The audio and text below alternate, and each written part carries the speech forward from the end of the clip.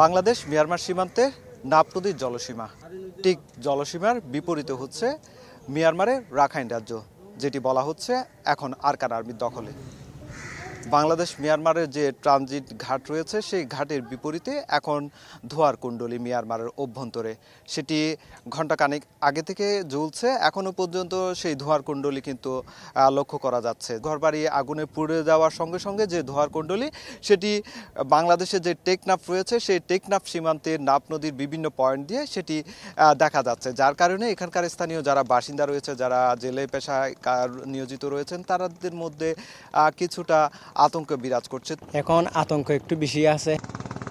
এখানকার যে নাফ নদী রয়েছে সেই নাফ নদীর জলসীমায় কিন্তু বিজিবির টহল জোরদার করা হয়েছে। বিজিবির পক্ষ থেকে যেটি বলা হচ্ছে, অনুপ্রবেশ ঠেকাতে তারা সর্বোচ্চ সজাগ রয়েছে এবং বিজিবির অতিরিক্ত টহল মোতায়েন করা হয়েছে এবং বিজিবি সদস্য বাড়ানো হয়েছে। সীমান্তে ভীতি ছড়ানোর কিছু নাই। বাংলাদেশের বিজিবির পক্ষ থেকে সার্বভৌমত্ব রক্ষার জন্য বিজিবি সার্বক্ষণিক প্রচেষ্টা করছে। সীমান্তে যেন কোনো ধরনের ভীতি না ছড়ায় সেজন্য আমাদের নিরাপত্তা ব্যবস্থা আছে। তার পাশাপাশি আমরা নাফ নদীতে নৌটহল, স্পেশাল টহল, তারপরে আমাদের বেড়িবাঁধ সংলগ্ন বা আমাদের সীমান্ত সংলগ্ন সড়কে টহল এবং বিভিন্ন পোস্টের মাধ্যমে আমরা 24 ঘন্টা আমাদের এই সীমান্তের নিরাপত্তা ব্যবস্থা পূর্বের তুলনায় অনেক বেশি জোরদার করেছি।